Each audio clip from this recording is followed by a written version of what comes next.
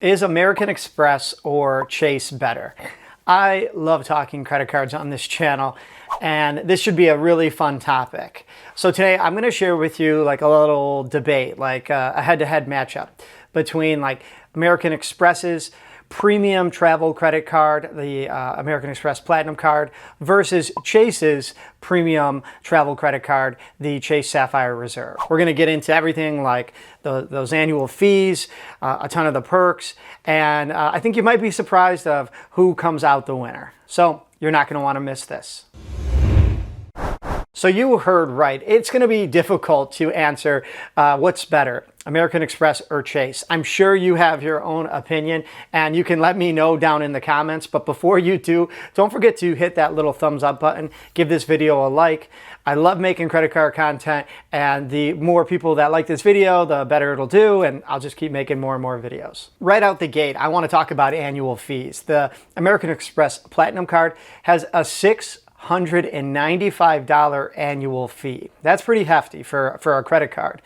And the Chase Sapphire Reserve, they just upped their fee. It's $550 for the annual fee. So if you sign up for one of those cards, you got to pay that fee. So let's take a look at what you get when you sign up. It's called a sign up bonus or a welcome offer. Currently, American Express will give you 125,000 points when you sign up for the Platinum card, but you do need to spend at least $6,000 in those first 6 months. So yeah, that's pretty good. It just depends on what you're going to end up using those points for, and we'll get into all those redemptions later. For the Chase Sapphire Reserve, they only give you 60,000 points when you sign up. And that's when you spend $4,000 in the first 3 months. So that's really not much of a comparison.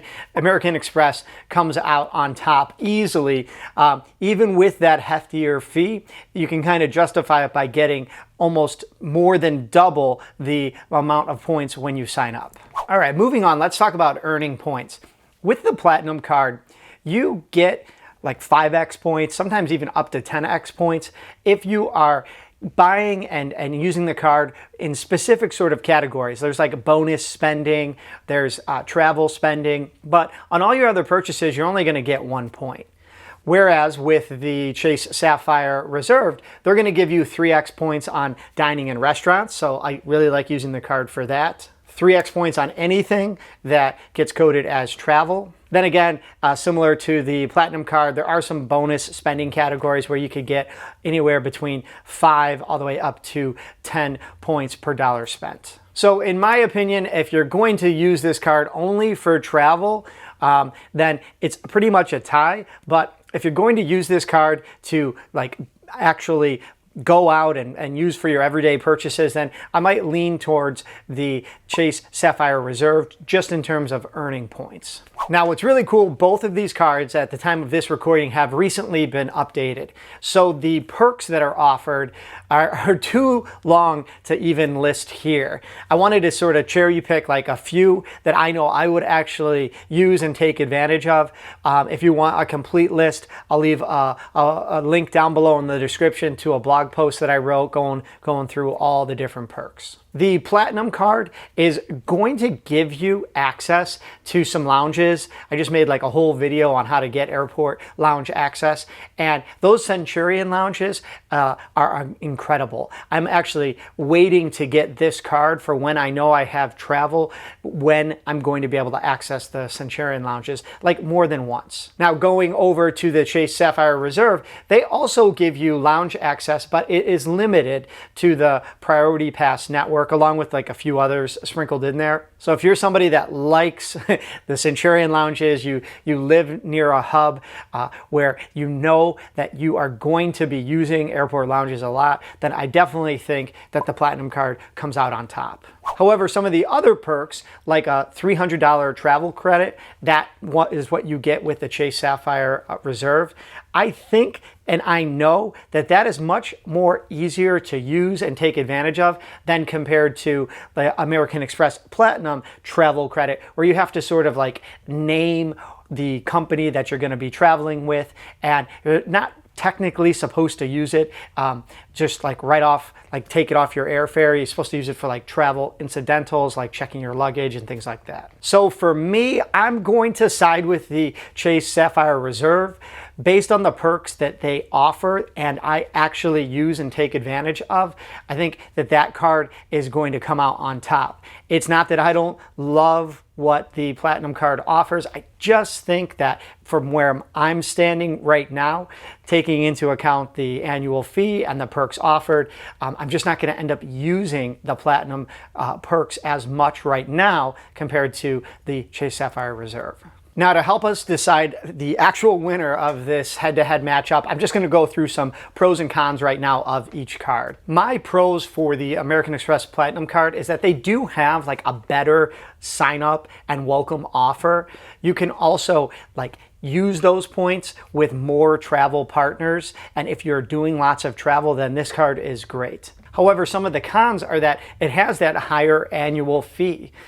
Some of the perks that they offer also are just like plain complicated. It's too much to keep track of, and it's not like I want to always be thinking like, am I using this perk every single month, and then feel bad like if I forgot one month. I'm also really loving like the Hyatt hotel line lately, and it does not have access to that as a travel partner. So that's something that I personally would take into consideration. Now, in terms of the Chase Sapphire Reserve pros, it has that lower annual fee. And it has access to a couple of like airline transfer partners and hotel transfer partners that I love, like Southwest and the Hyatt. So I'm thinking in my head right now, you know, cheaper nights on the Hyatt, and I'm thinking companion pass with Southwest. Also, that travel credit is very easy to use. So in my mind, I'm reducing the annual fee by $300 right off the bat. However, some cons, taking into consideration that lower annual fee, you're also getting a lower sign-up bonus. I mean, we're talking less than half of what American Express would give you. Also, Chase does have limited travel partners to transfer the points to. That's how you get your best redemption values. So even though I like the Hyatt and Southwest, like it is a little limited, I just luckily prefer those brands, and so it works out in my favor. So are you ready for the final verdict? You can probably see where I'm headed for this. If I could only pick one card to get, it would be the one that I currently have in my wallet and use, and that would be the Chase Sapphire Reserve. I think overall it's the better card. It has the lower annual fee. It has the travel credit. And don't forget that those UR points I can transfer to partners that I actually like using in my everyday life and travel. Of course, I am going to get the Platinum card, but I'm waiting because you only get that welcome offer, you know, once, and I'm going to pay that annual fee. So I want to take advantage of some of the lounges. I want to make sure that we're going through like, you know, New York City, some international locations, Vegas, things like that. And that travel just hasn't been on our radar for the past couple of years. Okay, a couple of key takeaways. You really can't go wrong with either of these cards if you're taking advantage of the perks that are offered.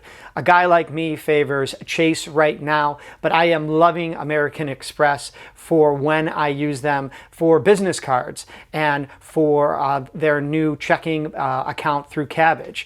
I mean, they blow some of the other competition out of the water in those areas. But today I was specifically just focusing on their premier and premium travel cards. I always like to know what you're thinking, so let me know down in the comments what card you prefer and why. Also, if you haven't already, please drop a little like down below for this video. It just really helps. I love making credit card videos, and so if you hit like, then I will be happy. Thank you. Also, if you're new to the channel, don't forget to hit subscribe and ring that notification bell. All right, as always, I'm Rich, and until next time.